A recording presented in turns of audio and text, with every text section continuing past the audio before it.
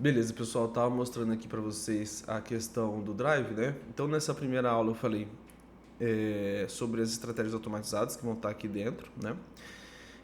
Lembrando, o que a gente utiliza mais para mesas proprietárias é esse do ouro, do Forex, tá? Para aprovação, tá? E depois a gente pode fazer gestão com essas outras estratégias, do Nasdaq, do Bitcoin, ou também a do próprio robô, você só vai, né, essa de aprovação, do ouro, você pode até colocar o mesmo robô, mas ele é um pouco mais brando, né? Mais conservador ali, com um pouco menos de lote. Por quê? Porque qual que é a estratégia aqui? Né? Quando eu vou criar as fábricas, eu busco muito a questão da estatística, né? Então, a primeira coisa aí que a gente se aprende, primeira não, mas uma das coisas no meio do caminho que você acaba aprendendo aí, que para você ter uma estatística de uma estratégia, é interessante você ter 400 trades dela no backtest, para a gente saber se aquilo realmente funciona, para a gente diminuir a, as chances de estar pegando uma estratégia overfitting. Outro termo, né? O que é o overfitting? O overfitting é quando você imagina que você vai fazer uma prova, certo? E você tem ali um conteúdo para estudar. Pô, você vai ter que estudar o conteúdo inteiro, vai ter que se dedicar, aprender.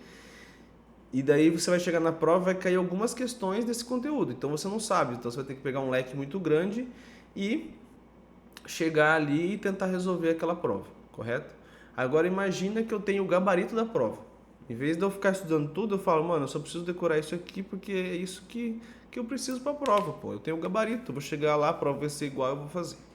O overfitting é a mesma coisa. Quando você coloca um programa para rodar dados no passado e você quer que ele estude aqueles dados no passado e tire as melhores estratégias, as mais, né, que trazem rentabilidade, trazem mais lucro, o que vai acontecer? Aquela estratégia ela vai ser treinada de uma forma tão exaustiva que ela vai chegar na perfeição. Ela vai ler o gabarito.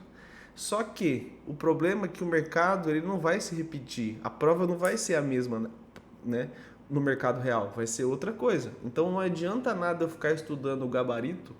A1 é A, A2 é C, A3 é E, mas depois eu vou chegar, não adianta anotar esse gabarito que não vai funcionar. Eu não vou ir bem na prova, porque as questões vão estar diferentes. Então é exatamente isso. O overfitting é a mesma coisa. Quando você pega uma estratégia que entendeu muito como que funciona o passado, não significa que ela vai ir bem no futuro. A gente tem que fazer o quê? A gente tem que estressar ela, a gente tem que simular novos mercados, a gente tem que pegar os dados do passado, embaralhar e formar um novo futuro, um possível futuro.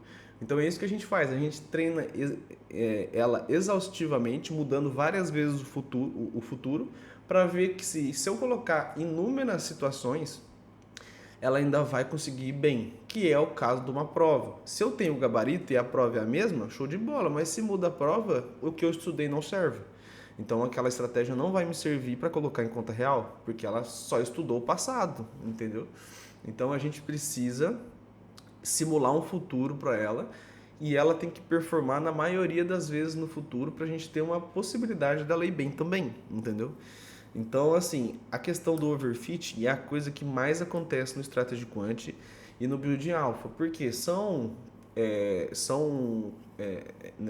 aprendizado de máquina e rede neural. Então ele fica tentando achar o padrão perfeito ali para ser o mais lucrativo. Só que, cara, isso é mentira, porque não vai se repetir exatamente igual, entendeu? Então a gente faz de tudo para eliminar os overfittings e achar estratégias realmente boas, independente do mercado, né? Então, lógico, tem os ciclos do mercado, tem um momento que é mais volátil, tem um momento que não. Tem estratégia que performa bem o ano inteiro, chega em dezembro e janeiro não tanto, porque muda o mercado, ele fica bem menos líquido.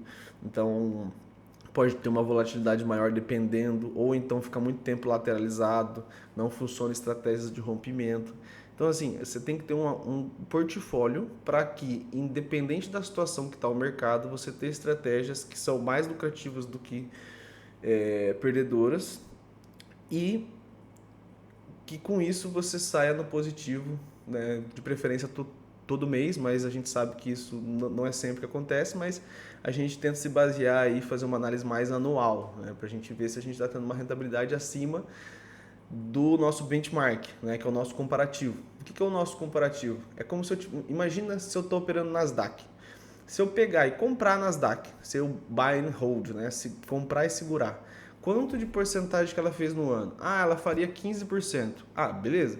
Agora, se eu criar uma estratégia que ela faz operações intraday, né, que seria o day trade, se ela fica fazendo operações todo dia ali, abre e fecha a posição no mesmo dia, tal. Se ela tiver uma performance melhor do que o Nasdaq comprando e segurando, significa que ela foi melhor que o nosso benchmark. A gente conseguiu fazer mais lucratividade que os 15% no ano, né? Se a gente conseguir fazer 20% fazendo trade todo dia, tirando as comissões, as corretagens, e eu analisar, se eu comprasse e segurasse a sua ação, se eu conseguir sair melhor, significa que a minha estratégia compensa mais eu continuar com o robô comprando e vendendo todo dia do que eu comprar e segurar.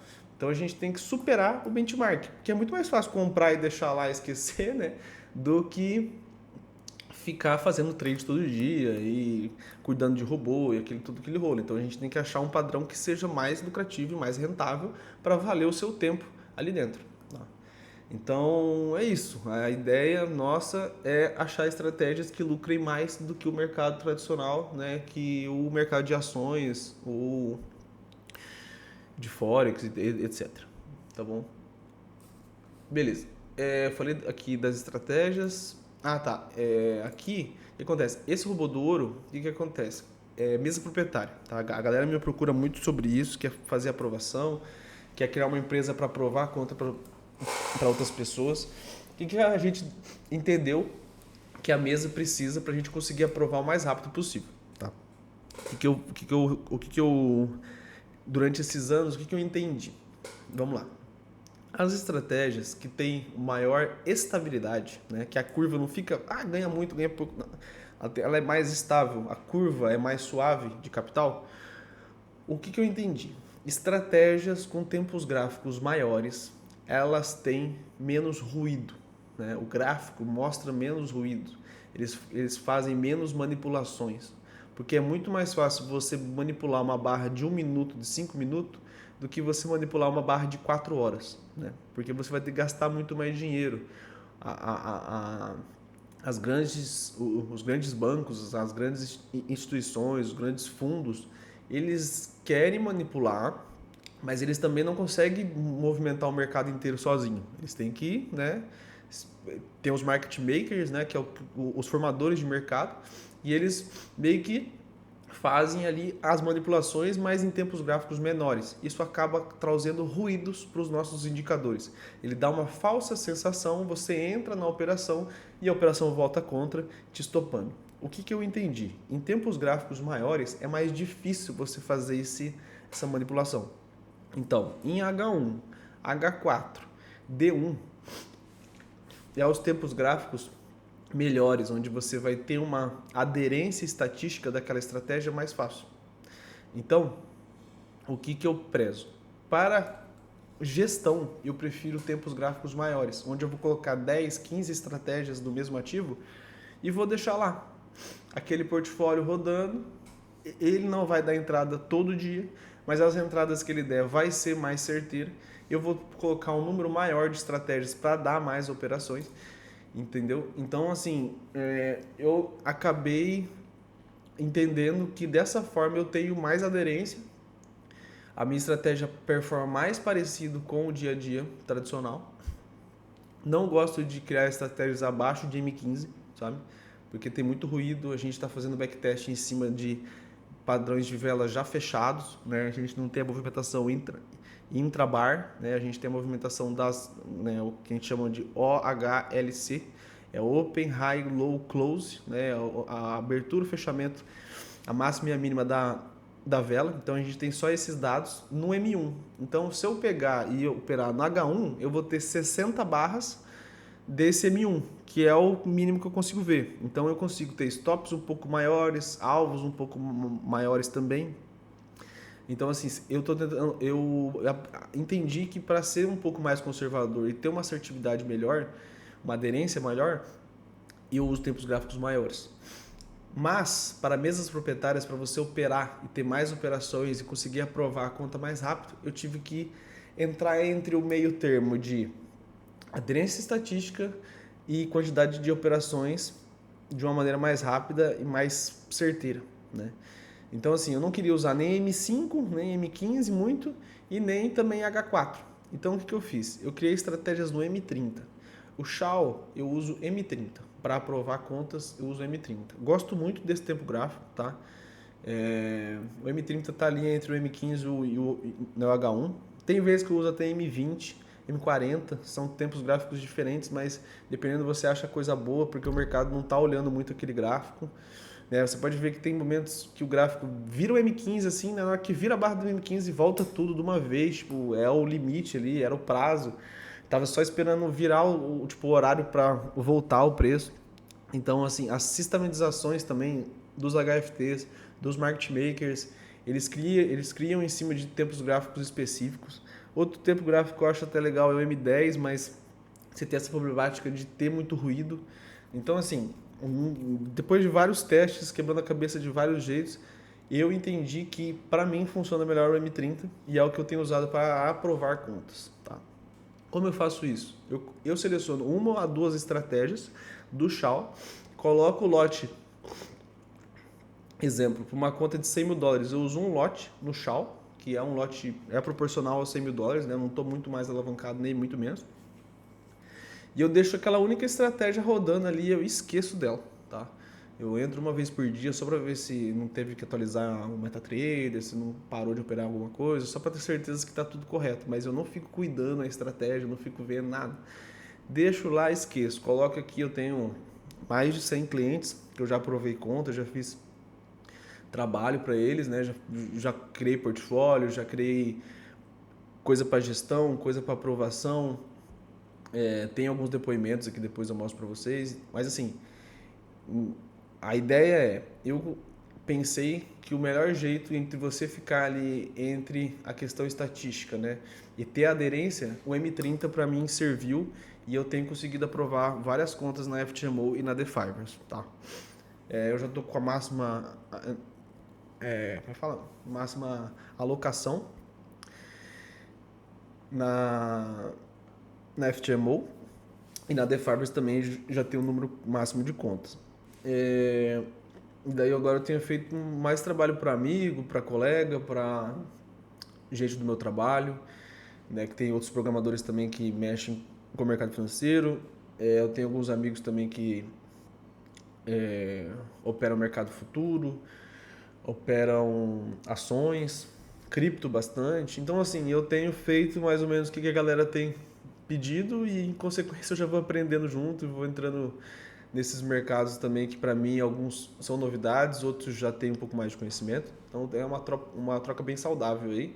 Eu quero que a nossa comunidade seja do mesmo jeito, sabe? A gente consiga se ajudar. Quem tiver o Strategy Quant também quiser compartilhar as estratégias aqui no Drive, eu vou abrir para poder postar e colocar aqui.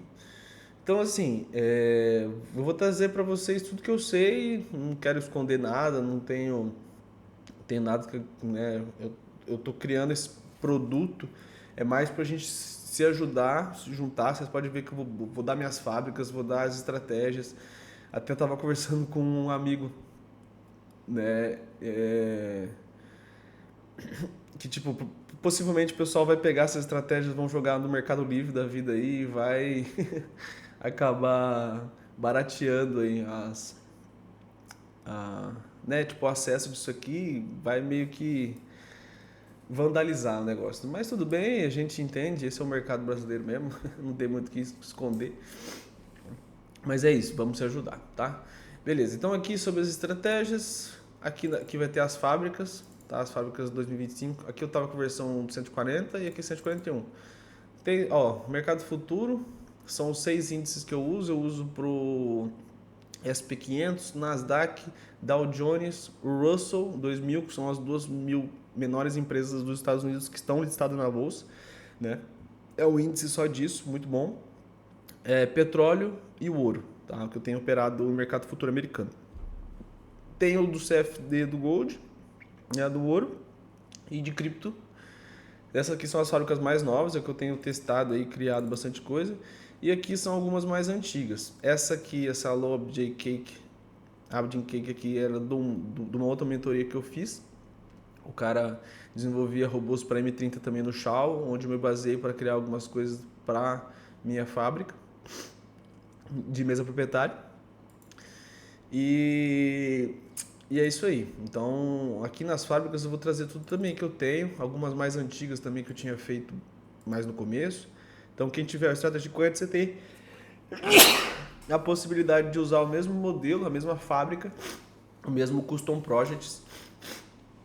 Pessoal, desculpa aí que eu tô meio gripado. Tô com a voz meio anasalada aí e o nariz correndo. Mas tá tudo bem. Então, e daí, tudo que eu tiver aqui vocês vão poder usar, a fábrica vocês podem criar em cima delas, gerar estratégias à vontade, além dessas que eu disponibilizo aqui no Drive. Tudo que sair até o final provavelmente é bem robusto, dá para vocês colocarem em conta. Eu vou mostrar mais ou menos como que eu faço a análise, o que eu olho para cada coisa para montar um portfólio. Então eu vou explicar certinho essa questão e depois vocês vão entendendo melhor o que eu uso, por que eu faço aquele teste, por que eu tenho aquele tipo de estratégia, onde que pensamento que me levou a chegar naquele resultado.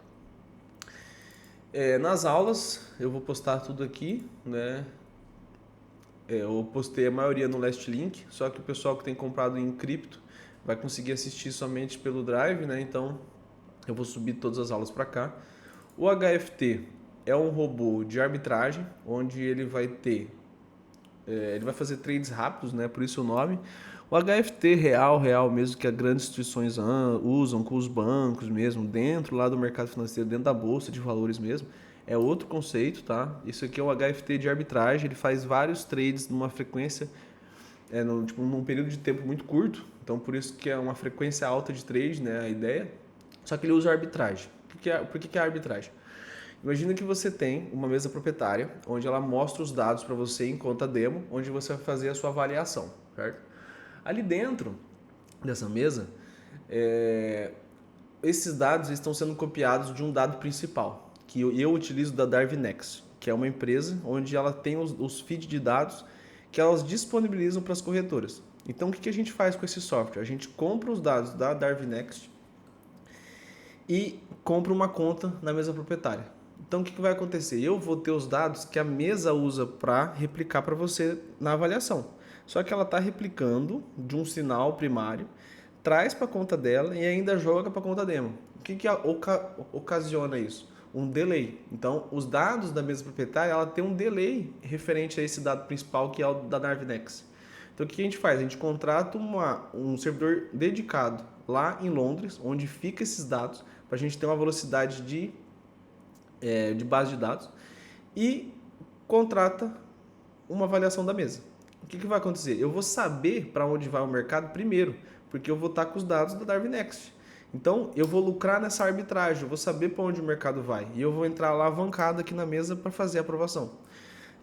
Aqui dentro, eu tenho uma aula onde eu estava ensinando um colega meu aqui a operar e eu usar esse HFT na conta dele. Então eu trouxe aqui para, ele pediu para eu gravar para depois ele aprender, né, assistir de novo como que configura, o que faz. Então tá tudo aqui certinho e aqui dentro tá ele compactado. É um programa pago, mas dessa maneira aqui que a gente deixou já tá craqueado, então qualquer um pode usar. Só assim, um alerta, né? Essas mesas que aceitam HFT, geralmente elas têm problema de pagamento, tá? Então consulte bem, não entre em qualquer mesa proprietária, tem vários riscos, pode ser que eles não te paguem, então você só gasta o valor da inscrição e eles roubam esse dinheiro seu.